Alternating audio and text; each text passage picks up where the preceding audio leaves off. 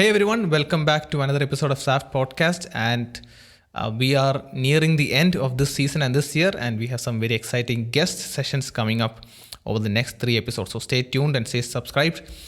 For this episode, we are so delighted at SAFT and personally as well to bring on a close friend and a ministry partner of mine from the Carpenter's desk. You may know him, Asher John, a very up and coming, fast growing, very popular apologist from South India, but reaching all parts of India now, and also the younger brother of the dynamic John brothers from Mumbai. So Asher, what a delight to have you on SAFT Podcast. It's my pleasure, Jacob, to be on the SAFT Podcast. I've been following your work for a long time, and we've been friends and very closely associated with, especially in apologetics in Kerala. So it's such a joy to be on the SAFT Podcast, and I'm eagerly looking forward to this conversation. Absolutely. So let's get right into it. Those of you who have been following us for a while know of the fact that we've been going through the natural theology series, and we started off with the Kalam Cosmological Argument, which tries to point out that if the universe had a beginning, then it must have had a cause, something that brought the universe into existence. And in the last episode, we looked at, well, what can we understand from the nature of the universe? And what does that tell us about the nature of the cause of the universe?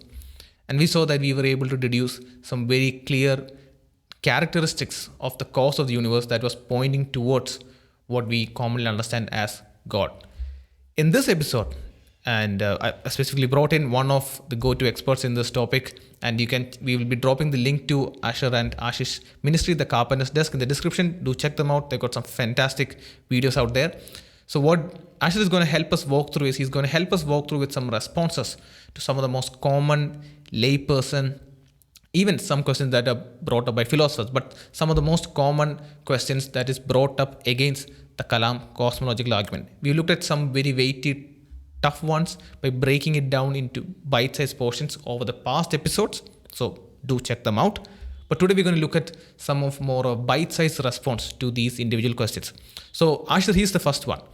People might toss in as a response to the premise one, which says everything that begins to exist has a cause.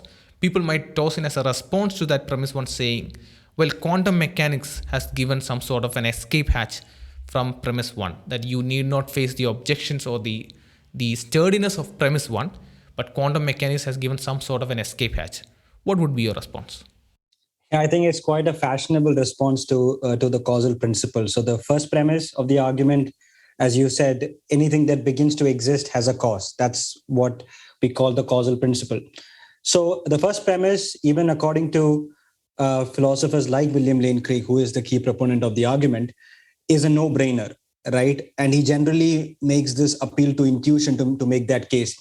If I'm not wrong, in the first book that came out in 1979 that resurrected the Kalam Cosmological Argument back into the academic discussion, Craig actually devotes very little to the very defense of the first argument, because he appeals to intuition to make this case for the first premise of the argument. So just like if you can think of whatever you see around, be it a table or a chair or this phone in my hand, anything that begins to exist at time t is equal to 0 must have a cause for its existence. But of late, the first premise has been subjected to some heavy critiques, and that is mainly coming from, as you said, from certain interpretations of quantum mechanics. So of late, philosophers have appealed to what are called indeterministic models of the Schrodinger equations. So what do I mean by indeterministic? So I think a little bit of kind of breaking that down would be helpful. So they allege that at the quantum level, causes are indeterministic, which means that causes don't determine or even necessitate the effects.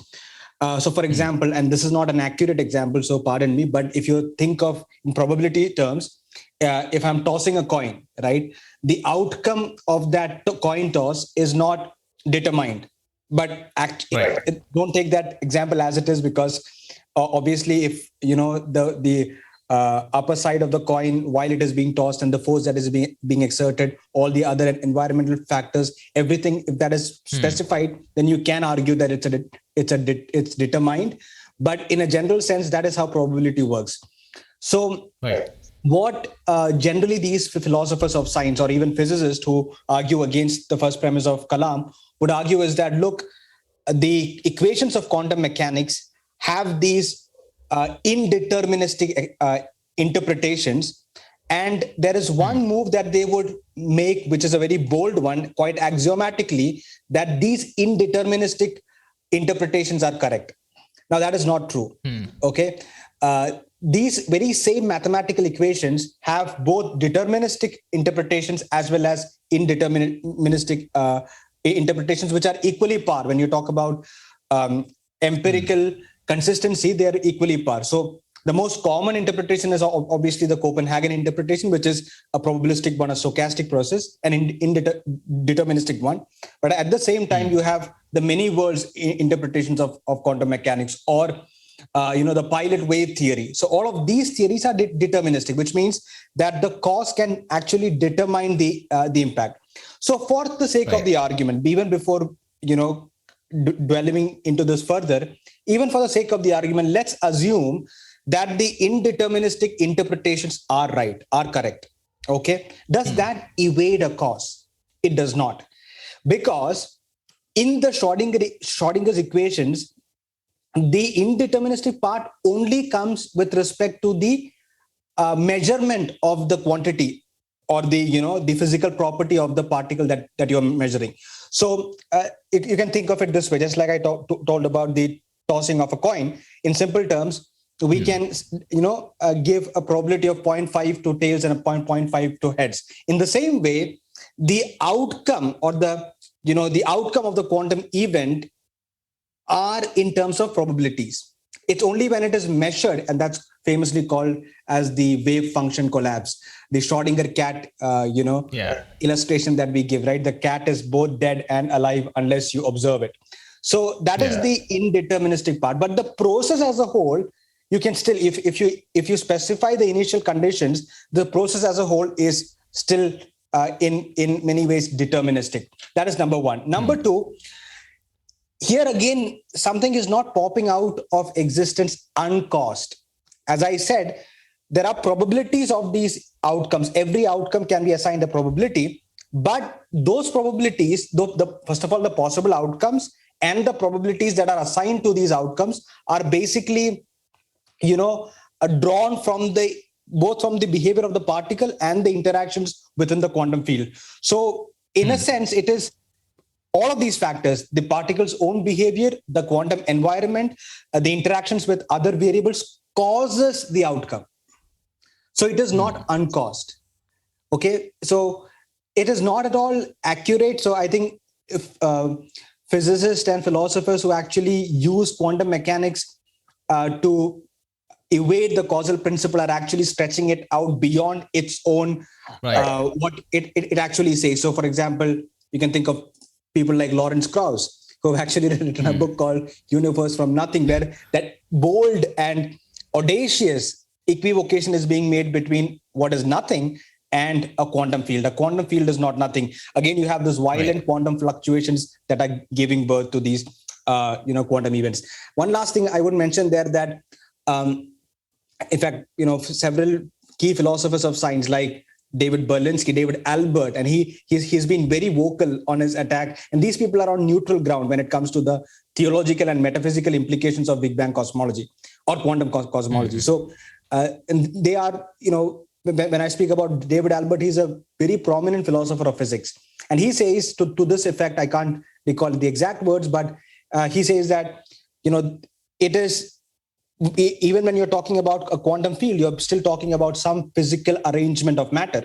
It is not at all close to what philosophers understand as nothing.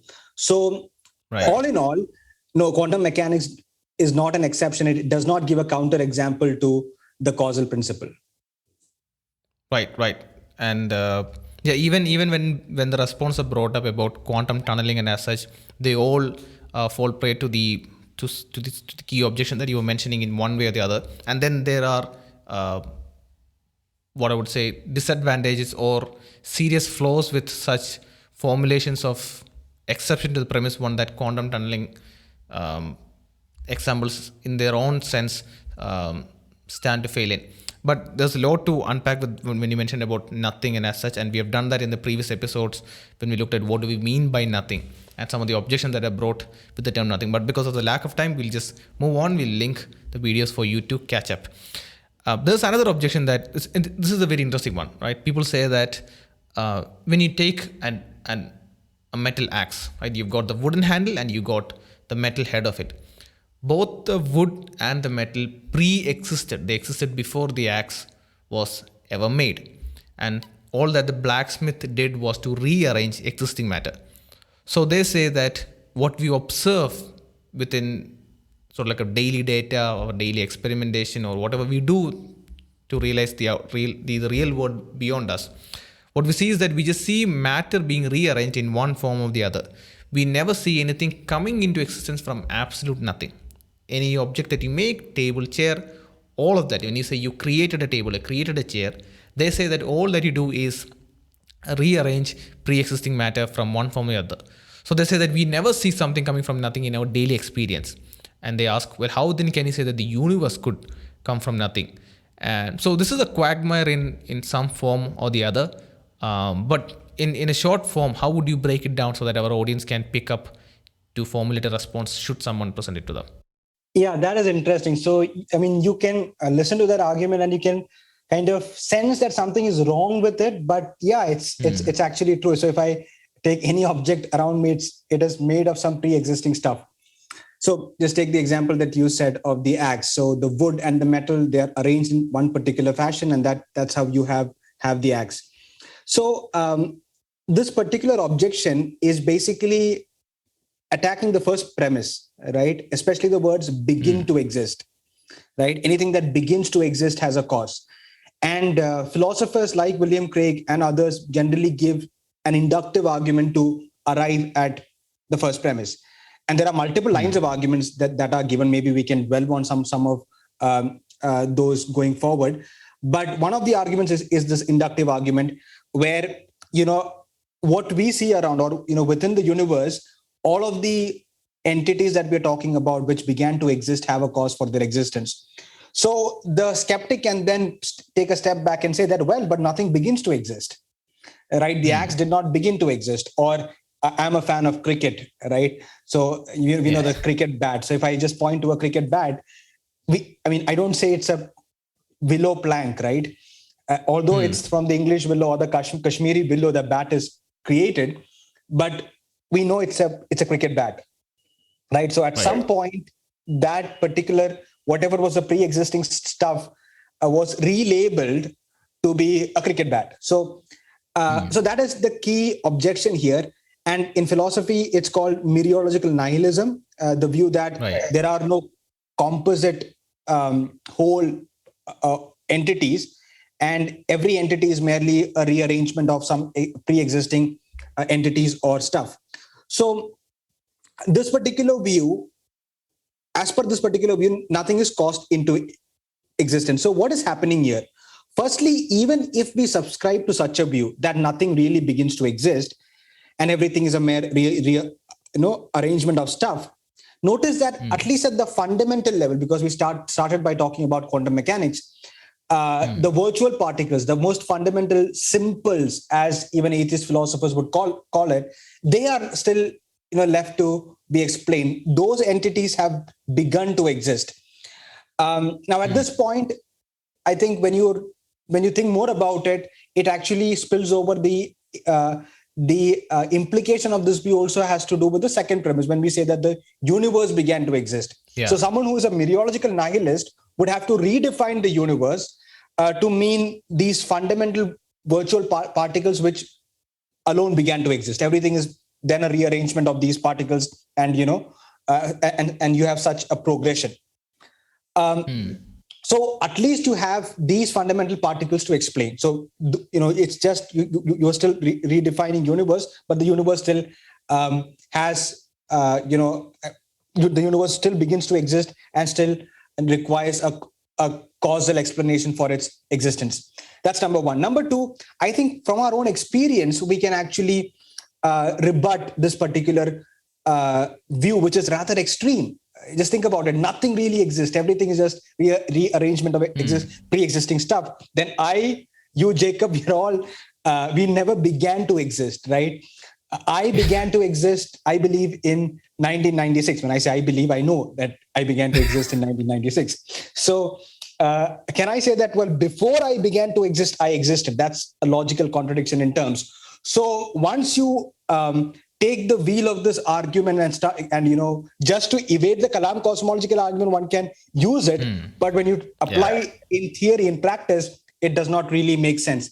And I would strongly refer people who are watching this to the conversation that Dr. William Lane Craig had with Cosmic Skeptic. And I think, if I remember correctly, Dr. Craig, when Alex raises this particular view, Dr. Craig pauses, and with a smile on his face, he says that, well, this, as if, this is the gotcha moment. He says, this is the high intellectual price tag of atheism. It's a fascinating conversation. Yeah. So it's an extreme view, Jacob. And so all in all, our own experience would nullify that particular view. Plus, even if you take that everything is a rearrangement of a pre-existing matter, you still have to explain at least few fundamental simples, as well as your own existence, which, at some point began to exist. Yeah, and on a similar note, when the Kalam Cosmology, the premise one says that everything that began to exist has a cause. And so even if you say that it is just rearrangement stuff, you have to consider the fact that there is some cause rearranging something. And some people take the premise one and then immediately go at and say, oh, you cannot say creatio ex nihilo, you can't say creation out of nothing. What I would say is that the creation out of nothing comes once you sit and evaluate, okay, if this is the universe, what do we mean by the universe? What is comprising the universe? And then we realize, when we say the universe began to exist, matter and space and time began to exist for the very first instance. Then we realize, then it should come out of sheer nothing. They couldn't be pre-existing matter because matter began to exist with the universe.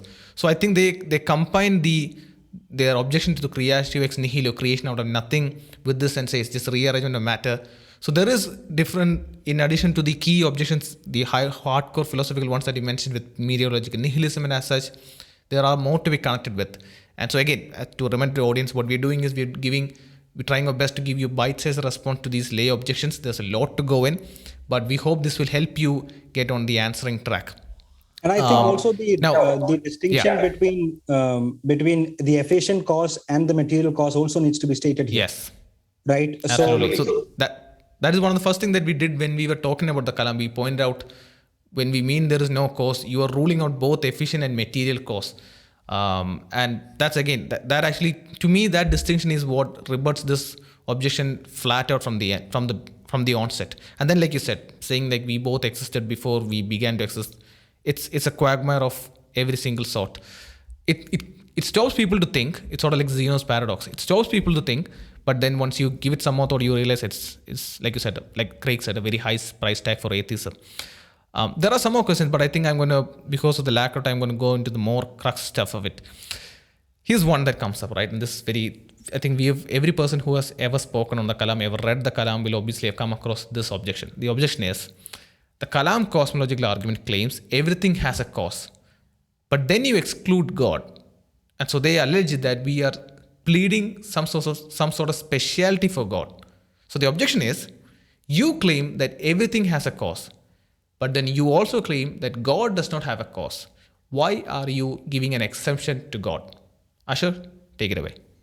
Yeah, that's, I think, the most common objection. Even if you type anything on the Kalam Cosmological Argument on YouTube, and you see the skeptics, the skeptic troll army in the comment section, they would generally, still repeat these or parrot these arguments that are defeated and no longer even utilized by atheist philosophers today. So exactly, the argument is that, or the objection is that it's a special pleading that we're making in case of God. But it's because you've not really read the argument closely, right? The premise says everything that begins to exist has a cause. right? So, and the universe began to exist, and the conclusion therefore follows. So the key set of words is begin or began to exist. By definition, God did not begin to exist, right? When the central objection in Dawkins is the God delusion is who created God. But then you're actually setting up a straw man, because no one is talking about a created God. No one is defending a created God. So by definition, God is a transcendent being who is the uncaused first cause. And that is not a retreat that Christians made in the face of modern science. It goes back to Aquinas, and even before, right, to Aristotle. He is the first, the unmoved, the first cause, the uncaused cause. So right there, within the argument itself, this particular objection is rebutted, because God does not fall in that category of everything that began to exist. Number two, both the atheist philosophers, by philosophers I mean who are actual philosophers, not the folks who are commenting on YouTube, Quora, as well as the theists, both of them agree that if you acknowledge the metaphysical impossibility of an actual infinite, and we can get to that if we want to, there are good arguments to arrive at the absurdities that would follow out of actualizing an infinite. So if that is the case, then the infinite regress should terminate at some point. Wherever it terminates, that is the first cause. Call it God or not God, right? That is the first cause. So an atheist can claim, as some skeptics have done, for example, Graham Opie, could claim that those the first cause is a natural simple. That there is an option where you can actually do that, but then you'll have to do some sort of a conceptual analysis to arrive at, is that even possible? So I'll keep that for later. But in all, if you say that the first entity, whatever it is uncaused, is the first cause, that needs no theology, that needs no metaphysical presuppositions. It's just out of the argument against an actual infinite, or the metaphysical possibility of an actual infinite. Once you arrive at the first cause, then it's just a matter of analyzing that cause and arriving at whatever it is. So the fact that the first cause is uncaused is not even a matter of contention. It's there right in the word, the first cause. So I will actually leave it at that for now, unless you have more to add, Jacob. Yeah, the key point where it falters is that it's just the fact that they don't stop to understand premise one. It just shows this, I don't know if it's willful ignorance or if it's just lazy thinking, that they don't put in the effort to understand what the argument is trying to say. And then, you're free to have objections, you're free to have disagreements with what the theistic side has to put in. But I think a deliberate effort has to be made to understand the objections in the best form. And I think, I can't recall the name of the philosopher, but he was doing sort of like a lecture series on philosophy and stuff, and he came across the Kalam, and he botched up the entire premise presentation of the Kalam. He actually mixed up both the Kalam Cosmological Argument and then Leibniz, German thinker, German mathematician Leibniz contingency argument, and made a complete mess out of it. But that is one very well-trained, highly academic philosopher. I think he was doing a series with some sort of partnership with Oxford University or something of that sort, doing that. So it's unfortunate, but I think the effort has to be made both from the atheist side to understand theistic arguments better, and likewise from the theist to understand the atheist arguments, likewise all the more better. So here's another interesting one, moving on, right? When in the last episode, when we talked about understanding the nature of the cause, we pointed out saying that, okay, if we understand what the universe is, space, time, matter, the forces of gravity, the forces of the natural forces, and so on and so forth. We said that if you understand this is what the effect is, what could be the nature of the cause?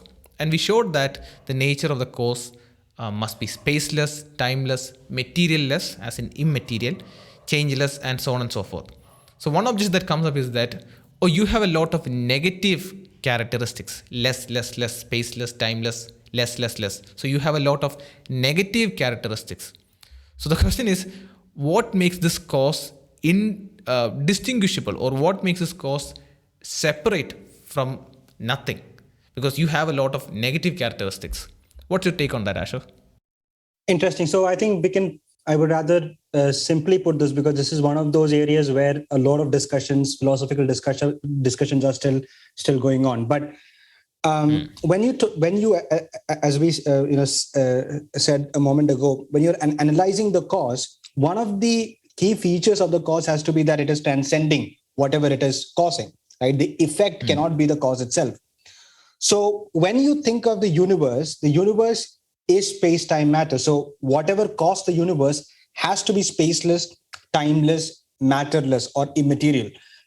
Now, the confusion here is what most skeptics have again seen this objection on the internet, is that when you're talking about a spaceless entity, you're actually talking about an entity which is not existing anywhere. Or when you're talking about a timeless entity, you're talking about an entity which is existing for 0 seconds.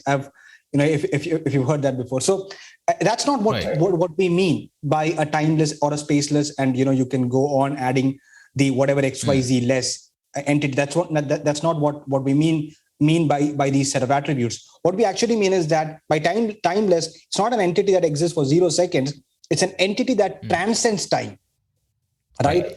So here we are actually falling short of language as well. We cannot talk about a causal point that is sans creation, because there is no point, there is no space.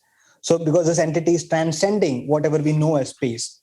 So a good way to think about it is that space, time, matter exists. That is what the universe is comprised of. But where is space, time, matter itself located? That's an interesting question to ponder upon, because there is something beyond space, time, matter, whatever it is. Okay, there is a lot of conversations happening here, and I'll not even step into those territories. But for those who are interested, I would highly recommend reading the Kalam Cosmological Argument and the Teleological Argument revisited by Andrew Locke. I think it's the 5th chapter where he the name of the chapter itself is What the First Cause Is, and he goes into each of these attributes one by one: spaceless, timeless, and so on.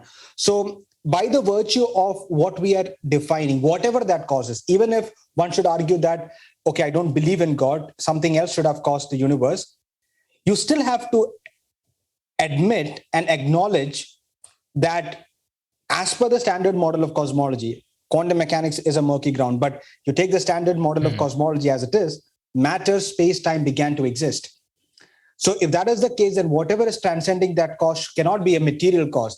We just spoke about an efficient versus a material cause. It has to be a cause which is not material, which is not bounded in space, which is not bounded with time, but had the capacity to initiate that process, to initiate a change. Again, one more attribute I think you already mentioned is changeless. So in both Locke's God and Ultimate Origins, as well as the one that I just mentioned, Andrew Locke gets into, he kind of adds a few extra corollaries to the Kalam Cosmological Argument in terms of the changelessness of God and how this entity can have the power to prevent change, should have the power to prevent change, as well as the power to cause change. So remember, we are not talking about an entity who is the first change. We're talking about an entity who is changeless and can cause the first change, the first event.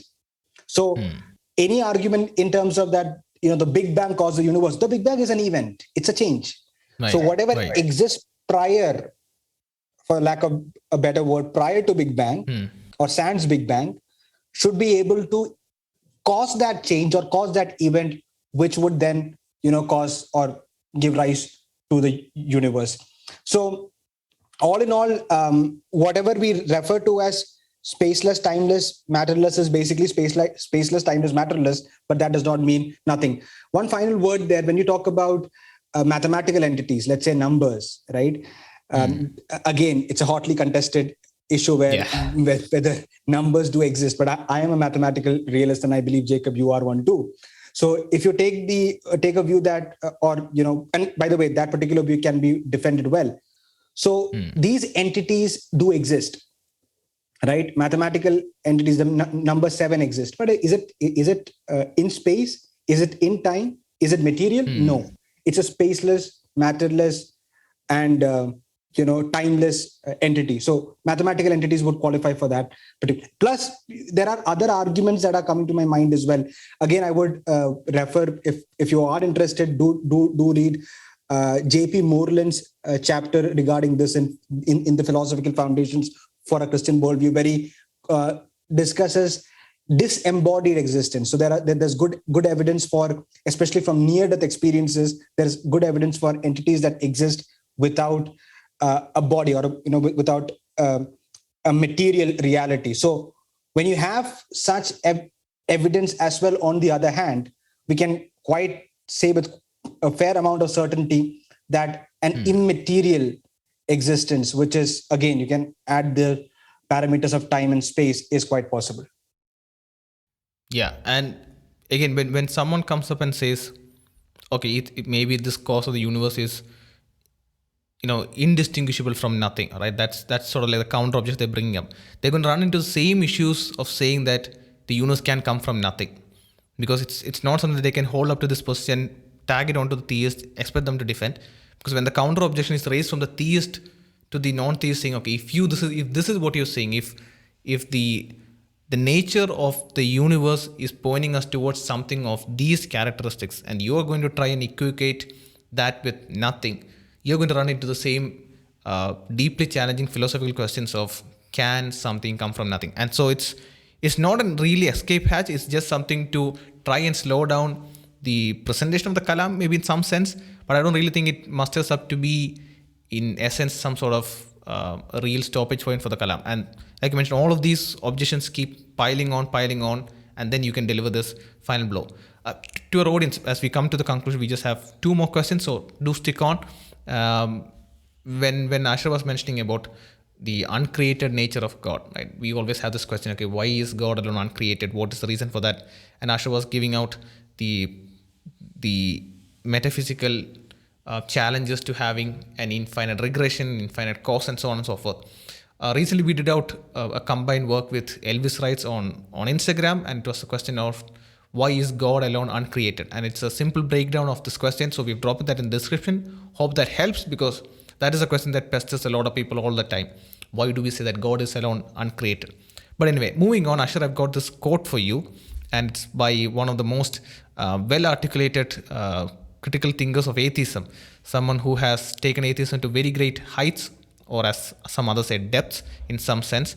So his quote is, even if we allow the dubious luxury of arbitrarily conjuring up a terminator to an infinite regress and giving it a name, there is absolutely no reason to endow that terminator with any of the properties normally ascribed to God: omnipotence, omniscience, goodness, creativity of design, to say nothing of such human attributes as listening to prayers, forgiving sins, and reading innermost thoughts.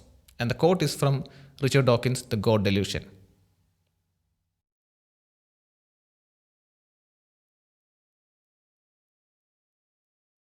Dawkins says here, if you're applying that to the Kalam cosmological argument, right? Yes. If, let's say, the Kalam cosmological argument is the only argument in town, then we can obviously grant that not all the attributes of God can, or whatever whatever is the cause of the universe, cannot be conceptually analyzed and drawn from the cosmological argument alone. But having said that, at least some of the attributes that emerge out of it. So earlier we spoke about, special pleading, right?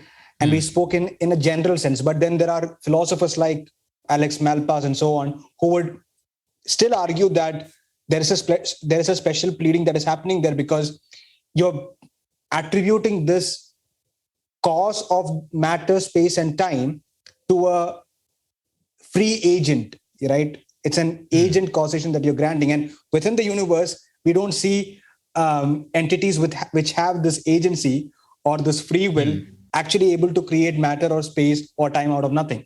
So there is no example in the universe that would suffice. So those sort of, so I'm just kind of steel manning the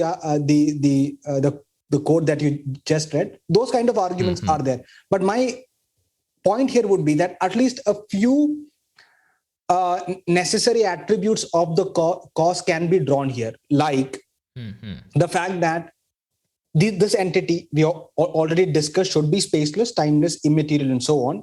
Plus, it should have the power to initiate a series of changes, right, including the first event. So, at least two corollaries can be drawn out of the conclusion of the Kalam. One is that it is a changeless entity, so it has the power to prevent change, and it can also initiate change. And that's exactly what we mean by a libertarian freedom, right? So this entity has that free will, has that freedom. Plus, if it is able to create the universe as we see it, then it must be an omnipotent entity. It's a entity with maximal power. So that again is something that can be directly inferenced. Now, I quoted Andrew Logue's Kalam Cosmological Argument and Teleological Argument Revisited, which is a very powerful case where he combines the cosmological argument with the teleological argument, which means that if you do a retrospective effect analysis, the effect is the universe. You look at the fine-tuning of the universe, the orderly structure of the universe, the beauty, the sheer magnificence of the universe. You can reverse, evaluate and understand the intelligibility of this cause. So at least these minimal characteristics that we attribute to the Christian idea of God, or the idea of monotheism as we see in the Judeo-Christian view, can be deduced. That it is a free agent, it has maximal power, omnipotence, and it is an intelligent, right, a thinking mind. So at least these minimal characteristics, of course, the goodness of God that Dawkins mentioned and a lot of other things, you'll have to look at other arguments like the moral argument. And there are, and I think that in your wonderful series, you're actually covering all of these arguments from natural theology. So this is not the only argument in town, but the minimal characteristics that can be drawn out of the argument points to an intelligent, all-powerful creator. Yeah, and Dawkins' quote, what it betrays is the fact that when he says a bold claim as there is absolutely no reason to endure that terminator, right? To say that there is no reason, or he could have said there is no good reason, or there is no strong reason. He said there is no reason.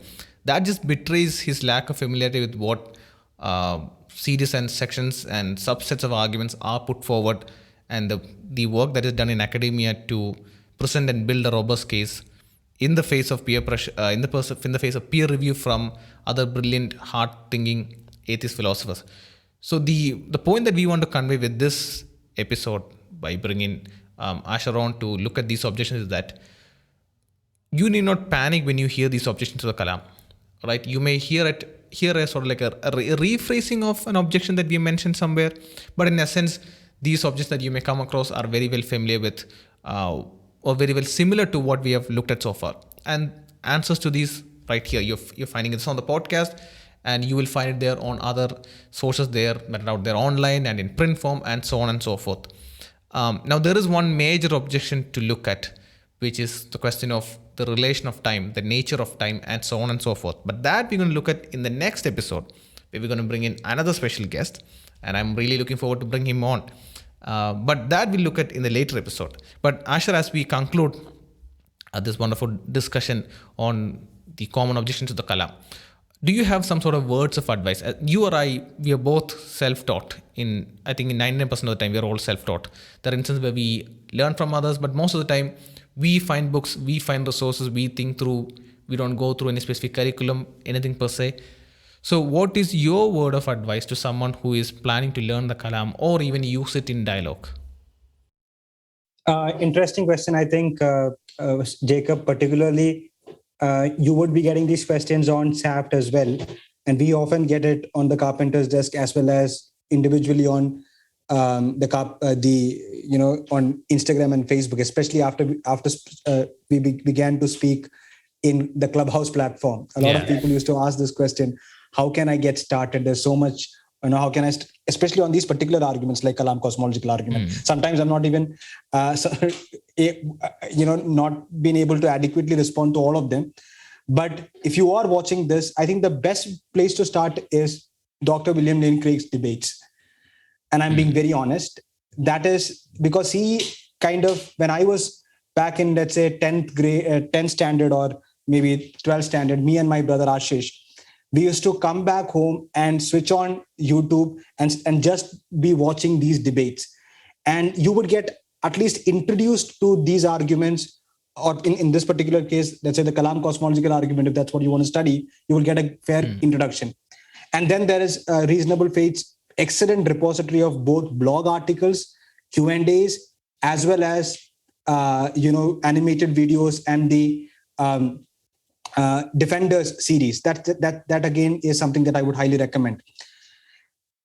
I would also recommend this one series that SAFT is doing, because I went through the catalog and there are excellent videos, right, starting from the basics of natural theology and building from there. So if you are someone who has no clue, and someone might even, I remember I recently suggested someone to start with Dr. Craig's On Guard, and he found that difficult.